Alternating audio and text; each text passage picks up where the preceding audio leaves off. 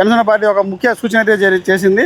ఏదైతే ఉందో ఈరోజు సాయంత్రం కాకినాడ జిల్లా పోలీస్ అధికారులు దీనికి సంబంధించిన రూట్ మ్యాప్ను అయితే సిద్ధం చేయడం జరిగింది.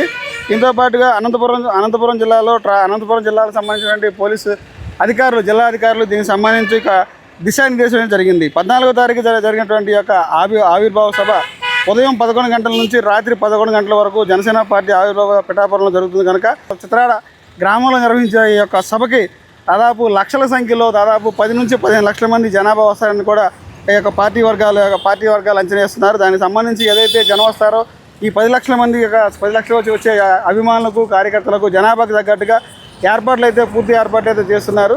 దీంతో పాటుగా ఏదైతే ఉందో ట్రాఫిక్ కూడా కొన్ని ఆంక్షలు అయితే చేయడం జరిగింది. సభా ప్రాంగణానికి రానున్నటువంటి వాహనాల కోసం చిత్రాడ గ్రామ పరిసర ప్రాంతాల్లో 9 పార్కింగ్ ప్రాంతాలను అయితే ఏర్పాటు చేశారు. దీంతో పాటుగా కాకినాడ వైపు వచ్చేటువంటి బళ్లకు పార్కింగ్ చేసే వాహనాలకు, పిఠాపురం వైపు 4 పార్కింగ్ ప్లేసులు 4 పార్కింగ్ స్థలాలను గుర్తించడం జరిగింది. చిత్రాడలోని పార్కింగ్ మార్గాలు ఎలా ఉన్నాయంటే ABCD అనే 4 ఏర్పాటు చేశారు.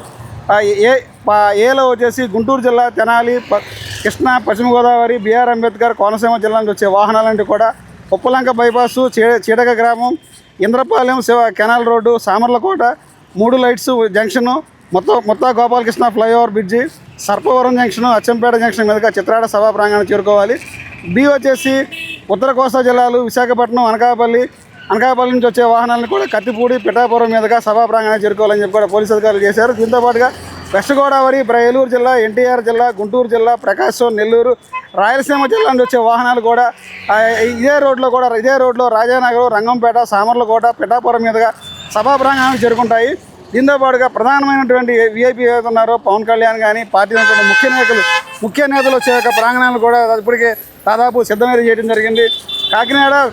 కాకినాడ కోనసీమ నుండి విశాఖపట్నం వెళ్ళే వాహనాలు కాకినాడ ఇంద్రపాలెం మంత్రి మీదుగా కెనాల్ రోడ్డు, సామర్లకోట, కిర్లంపూడి, పత్తిపాడు మీదుగా NH 16 పై మళ్లించబడతాయి. విశాఖపట్నం నుండి వచ్చే కాకినాడ, కోనసీమ జిల్లా నుంచి వచ్చే వాహనాలన్నీ కూడా కత్తిపూడికి వచ్చే వాహనాలు, కత్తిపూడి నుండి పత్తిపాడు, కిర్లంపూడి, సామర్లకోట మీదుగా కాకినాడ నుంచి కెనాల్ రోడ్డు మీదుగా మళ్లించబడతాయి. దీంతో పాటుగా విశాఖపట్నం, కాకినాడ జిల్లా నుంచి వచ్చే వాహనాలన్నీ కూడా NH 16 పై యథావిధిగా ప్రయాణం చేయొచ్చని చెప్పారు. చెన్నై నుండి వచ్చే వాహనాలు, చెన్నై, కాకినాడ మీదుగా విశాఖపట్నం వెళ్ళే వాహనాలు NH 16 పైగా యథావిధిగా ప్రయాణించవచ్చు.